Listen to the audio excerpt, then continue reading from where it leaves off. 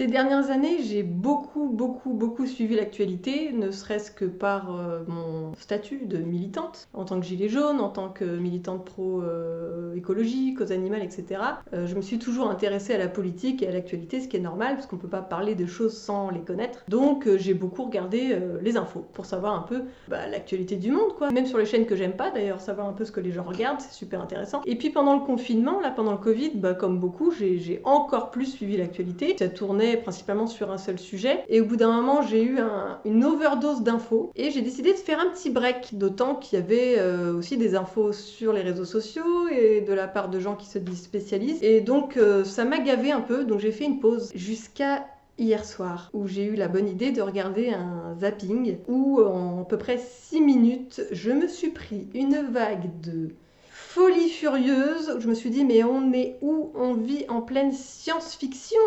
Il n'y a même plus besoin d'écrire des romans de science-fiction, on est en plein dedans. Alors je commence à voir aux Émirats Arabes Unis, les piscines, elles sont tellement chaudes qu'on met des glaçons dedans, pour les refroidir. Ensuite, je vois que sous la menace d'interdiction de la chasse à la glu, vous savez ce que c'est de mettre de la glu sur des arbres, puis il y a des oiseaux qui se collent dessus, puis ils agonisent pendant des jours avant d'être arrachés, puisque les ailes collées, de toute façon, l'animal ne peut pas survivre. Donc, bonne chose, on interdit enfin cette méthode barbare de chasse. Et puis je vois Willy Schrein, je crois qu'il s'appelle, je ne sais pas comment ça se prononce, président de la Fédération nationale des chasseurs, qui dit dans une interview « Oh non, mais on les tue pas, la chasse à la glu c'est pas fait pour tuer, on prélève les oiseaux puis on les relâche. » D'accord, mais dans ce cas-là, ça sert à quoi en fait? C'est de la chasse ou c'est pas de la chasse?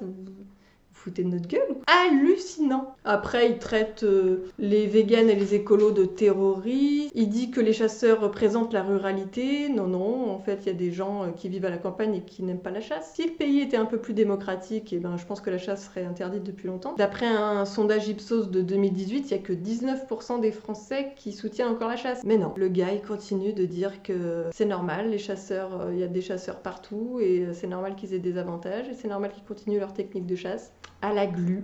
Ah oui, Willy Schrein, là, le président de la fédération de chasse, il a dit aussi, parce que moi je l'avais entendu pendant le confinement, il disait il faut tuer tous les chats au-delà de 100 mètres des habitations, parce que les chats, c'est les plus gros prédateurs.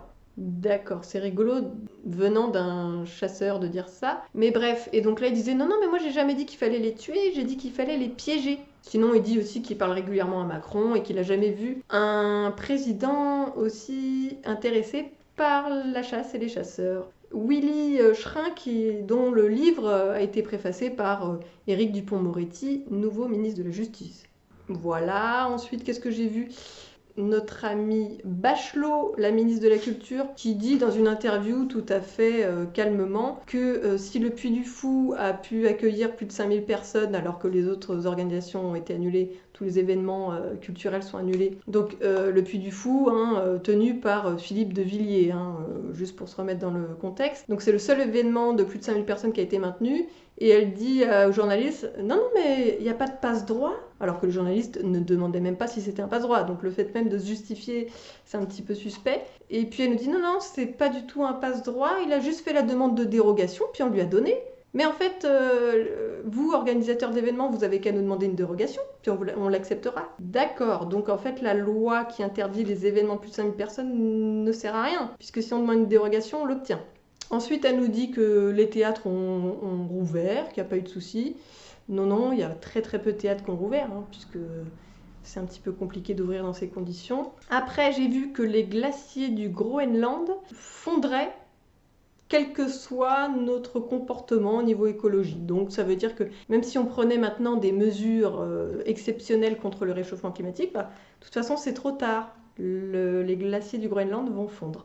Wouhou! Mais où on va, les gars? Ensuite, on nous passe un match du PSG où en fait, je comprends après un petit moment que les cris des supporters pendant le match sont enregistrés. Il n'y a plus de public, mais c'est vrai que ça j'avais oublié, moi je regarde pas le foot, donc ok, donc les footballeurs courent avec un bruit enregistré. Et ensuite, c'est la fête sur les Champs-Élysées, il y a je sais pas combien de milliers de personnes.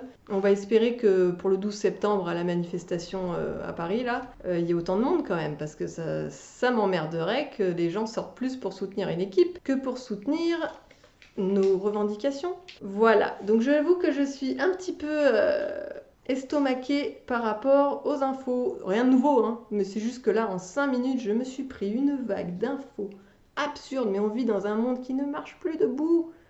Ça me fait penser, j'avais entendu que dans certains États des États-Unis, on repeignait les pelouses en vert au lieu de faire face à la sécheresse. Bah non, on peint les pelouses brûlées en vert. C'est hallucinant. Bon, évidemment, il y a aussi toutes les autres bonnes nouvelles que j'ai entendues récemment, même sans regarder les infos, on les a entendues. Hein. La grande explosion au Liban qui a fait 350 000 victimes, en tout cas des gens qui ont dû se déplacer et quitter leur maison, qui ont été complètement détruites. Et puis les Chinois qui veulent à nouveau construire des barrages au Tibet, ça fait 60 ans que ce peuple est colonisé, exploité et torturé sans que ça émeuve la moindre personnalité politique. Sur ce, je vais retourner me coucher, mais par contre, je suis plus que motivée pour sortir, faire entendre ma colère. Le 12 septembre, j'espère vraiment qu'il y aura du monde, en tout cas pour cette première manifestation de convergence des groupes Gilets jaunes et autres, parce qu'en fait, il y a plein de monde, il n'y a pas que des groupes Gilets jaunes, il y a des personnalités, il y a des écolos, il y a énormément de gens qui vont sortir. Donc quand même, quoi, je veux dire...